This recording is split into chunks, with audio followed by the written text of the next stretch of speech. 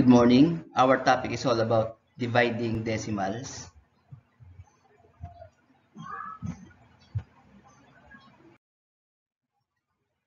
Learning task 1.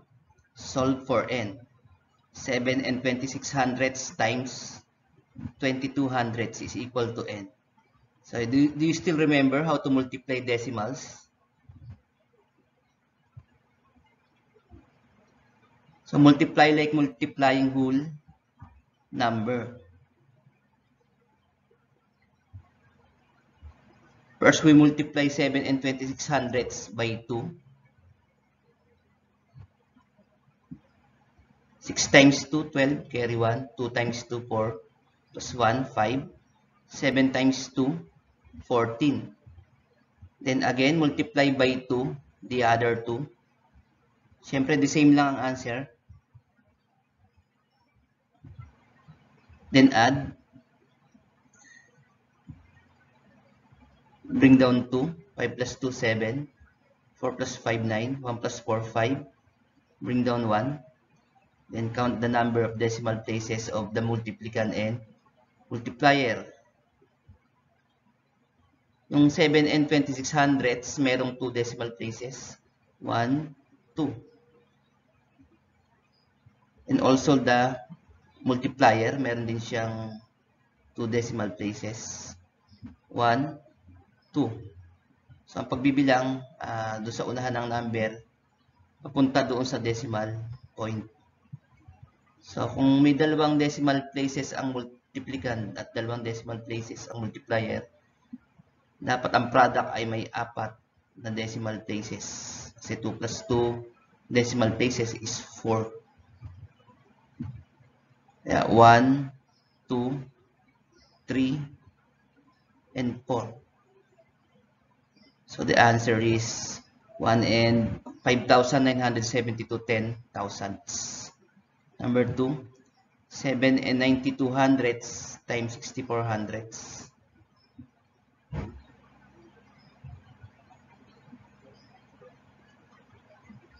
So multiply like multiplying whole number. I-multiply muna natin yung 17 and 92 hundredths sa 4.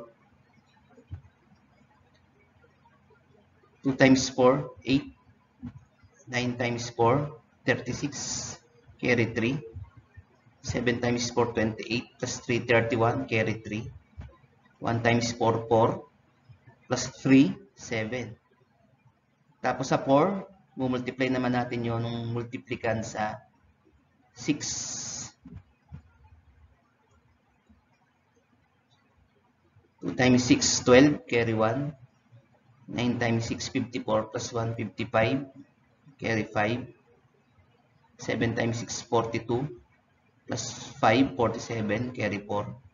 1 times 6, 6 plus 4, 10. Then add. Bring down 8. 6 plus 2, 8. 1 plus 5, 6. 7 plus 7, 14. Carry 1. 1 plus 0, 1. Bring down 1. Count the number of decimal places of the multiplicand and multiplier. So, meron tayong 2 decimal places sa multiplicand. 1, 2. And also sa multiplier. 1, 2. So, ang product should have 4 decimal places. Because 2 plus 2 decimal places is equal to 4. So, bibilang tayo ng 4 decimal places simula sa kanan pakaliwa. 1, 2, 3, 4. Kaya doon natin ilalagay yung decimal point. So the answer is 11 and 4,688 ten thousandths. 3, 7 and 65 hundredths times 85 hundredths. So, ganun ulit, mag-multiply na parang nagmumultiply lang ng whole number. I-multiply muna natin yung 7 and 65 hundredths sa 5. 5 times 5, 25, carry 2. 6 times 5, 30 plus 2, 32, carry 3. 7 times 5, 35, plus 3, 38. Then sa 8 naman, 5 times 8, 40, carry 4. 6 times 8, 48 plus 4, 52, carry 5. 7 times 8, 56 plus 5, 61. Then add, bring down 5, 2 plus 0, 2. 8 plus 2, 10, carry 1. 1 plus 3 plus 1 is equal to 5. Then bring down 6. Again, yung multiplican may 2 decimal places and also the multiplier. So, meron tayong 4 decimal places. So, the answer is 6 and 5,025 10,000s. Number 4, 36 and 20 hundredths times 5 hundredths.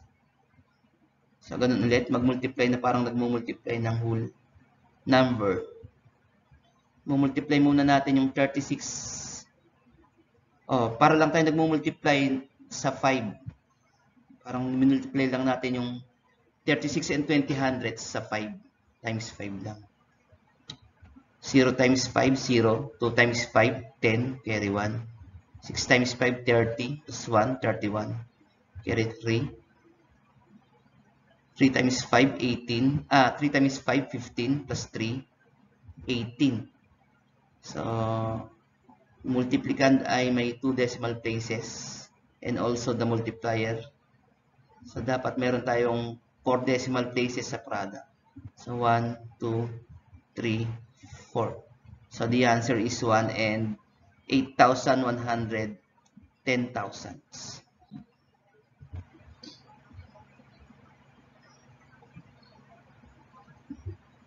Or, we can say that the simplified answer is 1 and 81 hundredths. Kasi pwede nating i-omit yung dalawang 0. Kasi sabi nga natin, pagka 0 ang decimal number, no value at all. So pwede nating i-omit o tanggalin na. So the answer is 1 and 81 hundredths. Learning task 2. Find the quotient. 10 and 40 hundredths divided by 3 hundredths. So, pag nagdi-divide tayo ng decimals, ko-convert muna natin yung divisor sa whole number. So, paano natin gagawin yon? I-move natin yung decimal point from left to the right. Kailangan mapunta rito yung decimal point. Nandito yung decimal point, whole number na yun. So, 1, 2. So, meron tayong dalawang movement para maging 3 yung 300ths. So, ang ibig sabihin nun, i-multiply natin yung 300ths sa 100 para maging whole number na 3. So, ganun din yung gagawin natin sa dividend o yung 10 and 40 hundredths. I-move natin yung decimal point para maging whole number siya. So, 1, 2. So, i-move din natin ang dalawang decimal places para maging 1,040. So, 1,040 divided by 3. 10 divided by 3. 3. Yung 3, itapat natin sa 0. Kasi hindi naman 1 yung dinivide natin, kundi 10. Kaya tapat yung 3 sa 0. Then 3 times 3, 9. 10 minus 9, 1.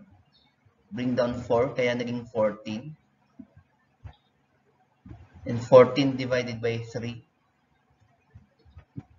4. 4 times 3, 12. 14 minus 12, 2. Bring down 0, kaya naging 20. 20 divided by 3, 6. 6 times 3, 18. 20 minus 18, 2. So, kung mapapansin natin, Pag nag-bring down ulit tayo ng 0, magiging 20. Then 20 divided by 3, 6 ulit. So, walang katapusan yung ating sagot na 6. Ang tawag dyan, repeating decimal. Wala nang katapusan na 6 yun. Magiging decimal yung 6 dahil mag-a-add tayo ng 0.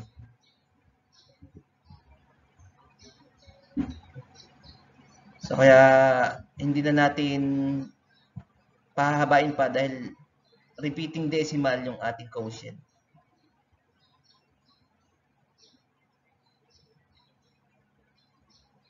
So, number 2,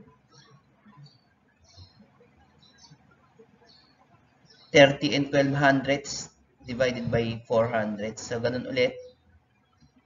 Yung 4 hundredths, imumove natin ng 2 beses. Magiging 4.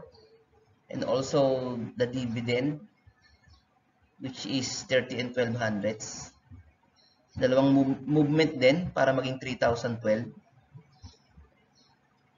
So, 3,012 divided by 4.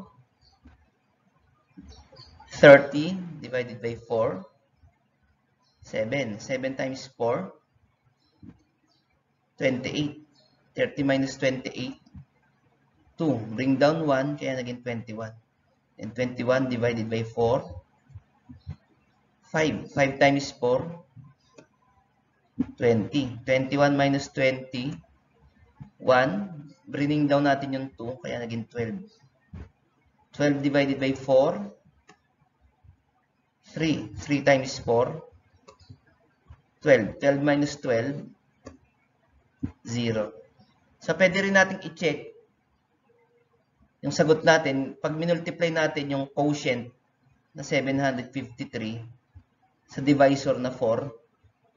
So, dapat ang product nila ay 3,012 para malaman natin kung tama. So, 753 times 4, 3,012. So, that is correct. 3 times 4, 12. Carry 1. 5 times 4, 20. Plus 1, 21. Carry 2. 7 times 4, 28. Plus 2, 30. So, pwede rin natin gawin yun doon sa decimal. Multiply natin yung 753 sa 400ths. So, para lang tayo nagmumultiply ng 753 sa 4. Kaya lang sa product natin, maglalagay tayo ng decimal point. 3 times 4, 12, carry 1. 5 times 4, 20 plus 1, 21, carry 2. 7 times 4, 28 plus 2, 30. So, yung 400ths ay may 2 decimal places. So, kailangan yung product natin may 2 decimal places lang. 1, 2. So, the answer is 30 and 12 hundredths. So, anong ibig sabihin noon? Kasi marami nagtatanong bakit nagbago yung decimal. Bakit ginawa nating whole number? So, ang ibig sabihin nun, ang pag-divide ng 3,012 sa 4 ay parehas lang ng pag-divide ng 30 and 12 hundredths sa 400ths. So, kasi parehas lang na 753 yung kanilang quotient. Kasi kung i-check natin, pag minultiply natin yung 753 sa 4, 3,012. At pag minultiply natin yung 753 sa 400ths, tama din, 30 and 12 hundredths. So, hindi po nagbago yung number, yung ating decimal. So, ang ibig sabihin lang po noon, kung i-divide natin yung 3,012 sa 4, ay parehas din ang pag-divide ng 30 and 12 hundredths sa 400ths. Kasi parehas yung lalabas na sagot. So, hindi po nagbago yung decimal natin. Yun din po kasi ang sagot natin o quotient.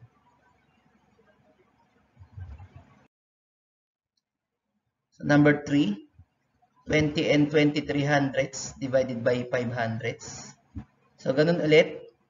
Yung 5 hundredths, move natin yung decimal point twice to the right para maging 5. And also, the dividend, which is 20 and 23 hundredths. Twice din ang movement para maging 2023. So, 2023 divided by 5. Again, hindi po nabago yung decimal number natin. Ang ibig sabihin po noon, ang pagdi-divide ng 20 and 23 hundredths sa 5 hundredths ay katulad din ng pagdi-divide ng 2023 sa 5. Iisa lang po yung sagot nila. Pwede rin po nating i-check by multiplication. So, 20 divided by 5. 4 times 5. 20 minus 20. 0, bring down 2. 2 divided by 5. Dahil mas malaki yung dinidivide sa pan-divide, 0 po yun. 0 times 5. 0. 2 minus 0. 2. Bring down 3. 23 divided by 5. 4 times 5. 20. 23 minus 20. 3.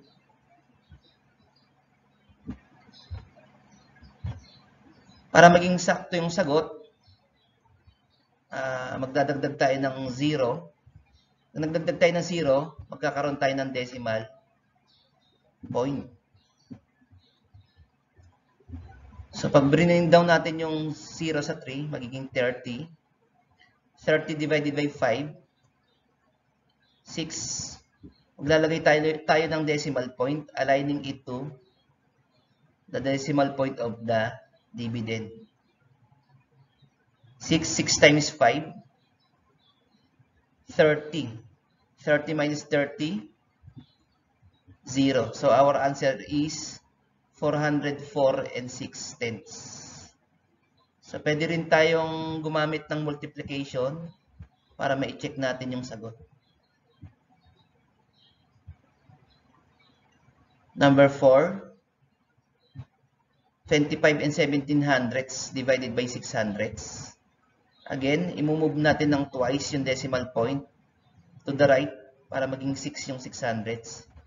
And also, yung 25 and 17 hundredths, imumove natin ng twice to the right para maging 2,517.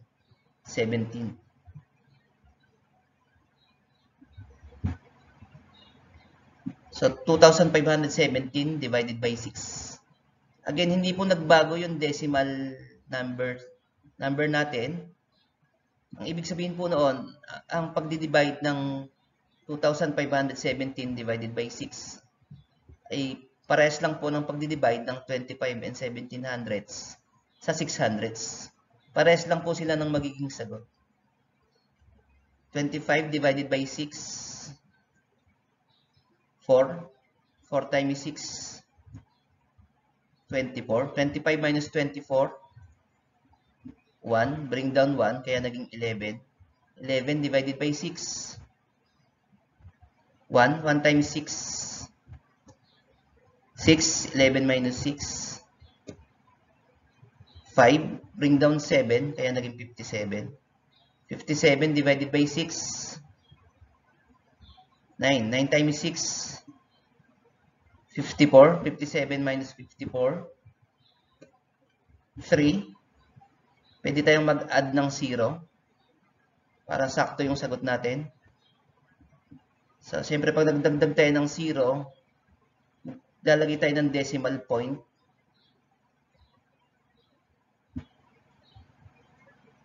So, yung 3 magiging 30 pag bring down natin yung 0. 30 divided by 6, 5. 5 times 6, 30. 30 minus 30, 0. Our quotient or answer is 419 and 5/10.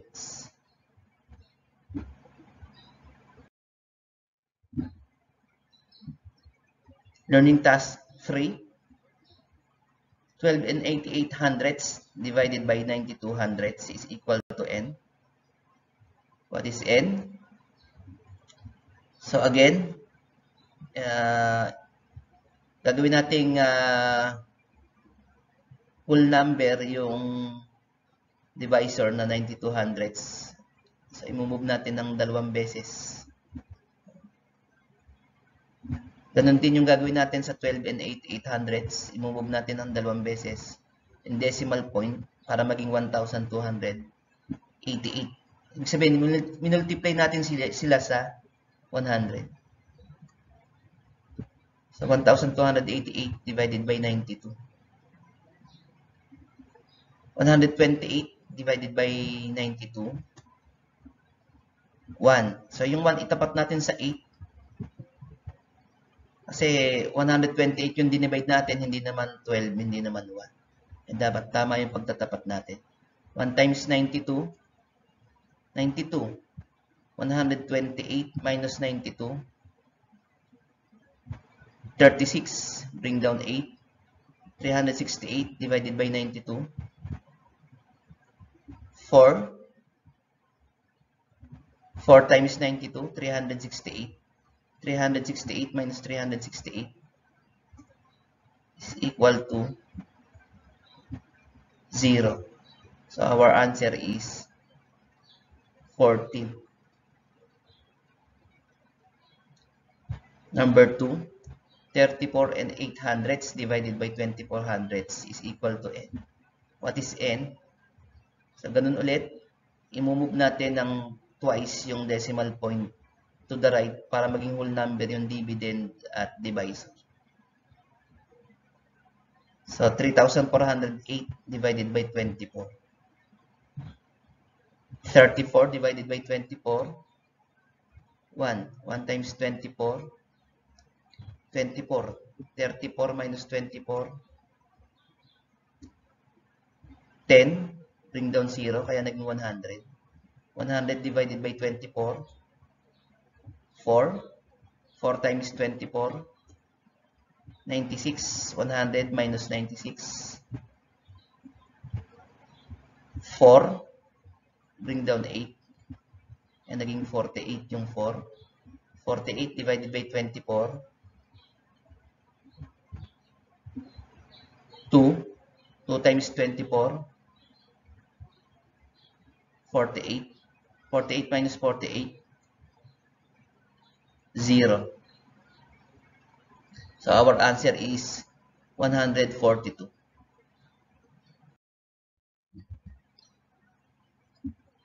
Number 3, 28 and 9/10 divided by 85 hundredths is equal to n. What is n? So kung makikita natin, yung dividend natin ay tenths lang, yung divisor ay 100. So yung 85 hundredths, i-move natin ng twice para maging 85. So kung ilang movement ang ginawa natin sa divisor, kailangan ganun din ang gawin natin sa dividend. So kung i-move natin ng isang beses lang yung 28 and 9/10 yung kanyang decimal point, magiging 289. Sa isang beses, dalawang beses nating i-move yung decimal point ng 85 hundredths. So pag minove pa natin ng isa, magiging 2,890. So magiging 2,890 divided by 85. 289 divided by 85. 3. 3 times 85. 255. 289 minus 255. 34. Bring down 0. 340 divided by 85. 4. 4 times 85. 340. 340 minus 340 is 0. So our quotient or answer is 34. Number 4, 7 and 15 hundredths divided by 5 hundredths is equal to n.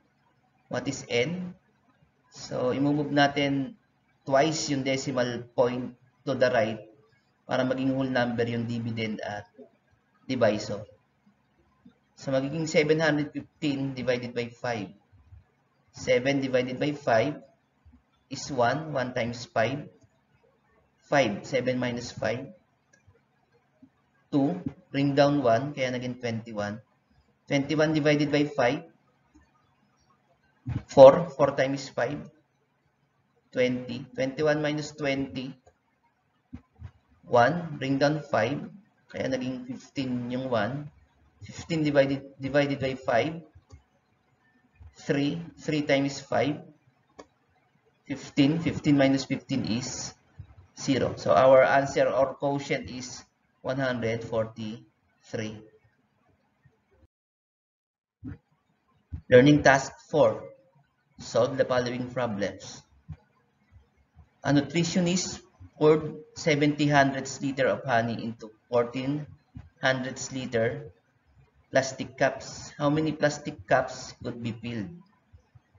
So obviously, the operation is division. So yung daw nutritionist, sinalin yung 70 hundredths liter ng honey sa 14 hundredths liter plastic cups. So yun yung laman ng isang plastic cups, 14 hundredths liter. So ilang plastic cups ang mapupuno?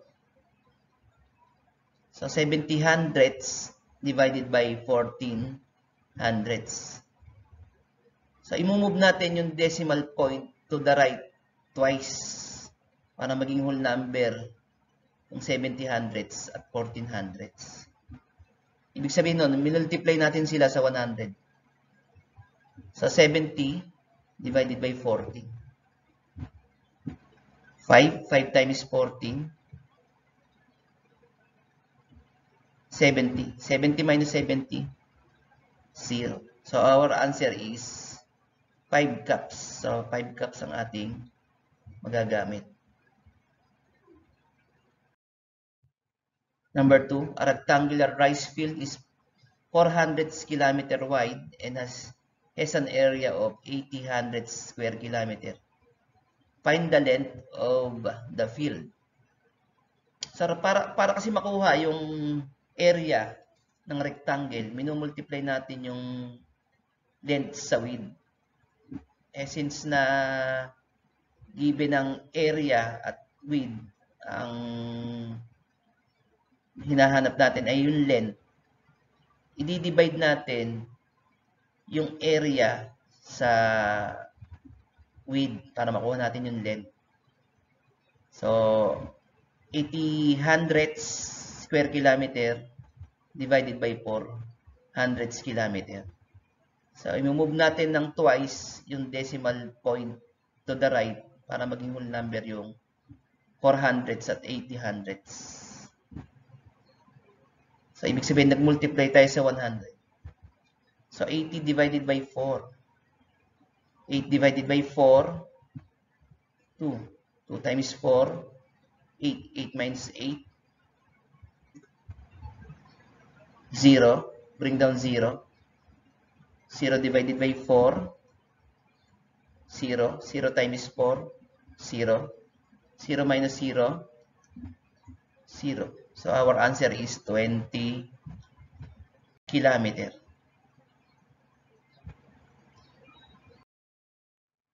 Thank you. Don't forget to like and subscribe. I-hit nyo na rin ang notification bell para updated kayo sa mga gagawin kong math tutorial. Don't forget to like and subscribe. Bye for now and God bless po. Salamat!